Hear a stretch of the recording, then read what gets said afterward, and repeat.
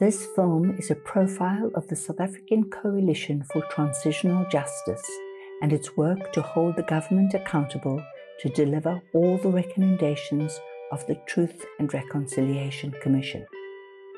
There is urgent need for a comprehensive policy framework to enable government to implement the different forms of reparations.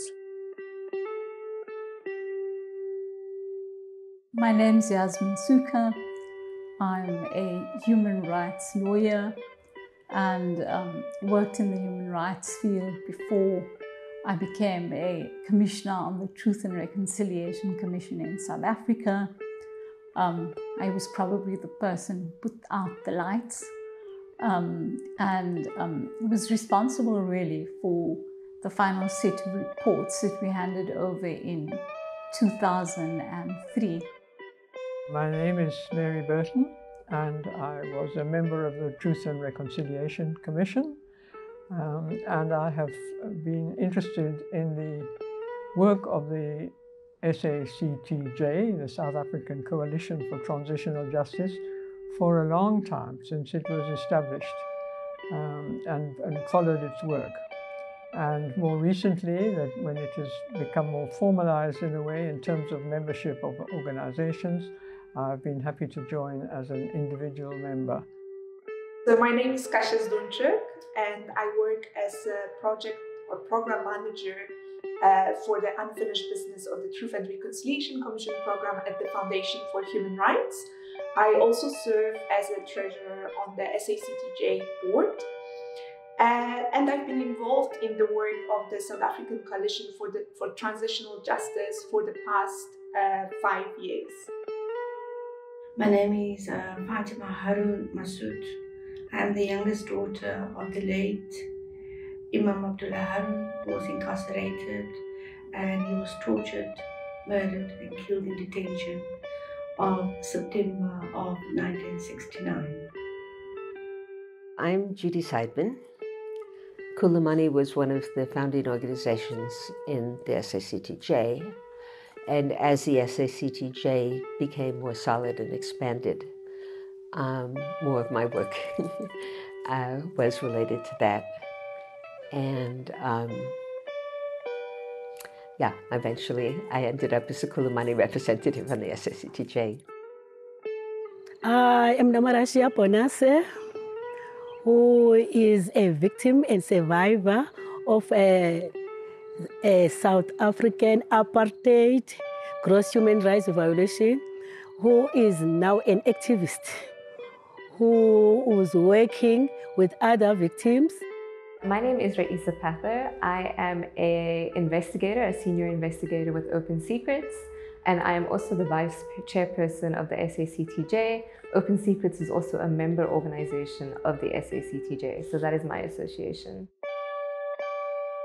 I was the deputy chair of the Human Rights Violations Committee, and that was really the engine room of the commission. It conducted hearings, it documented the testimony of victims and survivors, and was also responsible for dealing with perpetrators. From the very beginning, the task was to try and reach as many people as possible, knowing always that it was an impossible task given the time frames available. It was a huge ask, and obviously one that would not be fulfilled properly, but the objective was to try and make it at least as representative as possible. And in a way that should help us now in trying to work out what we can do about those people who did not come forward or were not able to be reached, and who view themselves as equally victims of that kind of oppression in the past. When the TRC winded up its operations, the Foundation for Human Rights has continued the work on ensuring that the recommendations of the TRC are adequately implemented by the government. And that was really in that capacity that the Foundation for Human Rights has become involved in the work around ensuring criminal accountability for the apartheid era gross human rights violations. My mother always had the feeling that in hindsight, that she felt there was no need to go to the TRC. She said, it's just a gut feeling that it isn't, the TRC is not going to bring any joy into the lives of so many people that have now put themselves in a position in front of the world or in our country that there is not going to be real justice. It's just a feeling that she has. And so when it has its final meeting in March 2003, the Commission actually says that this question of the closed list needs to be re-examined because in many ways it deprives victims of their rights.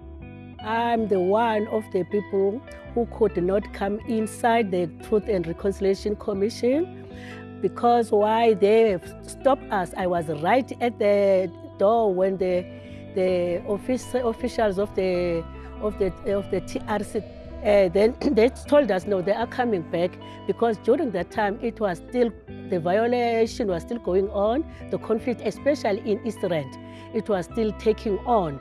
Then they promised to come back, then they could not. Then when we went in after 1998 to put our stories, they told us it's closed. So when they came and my mother was still alive,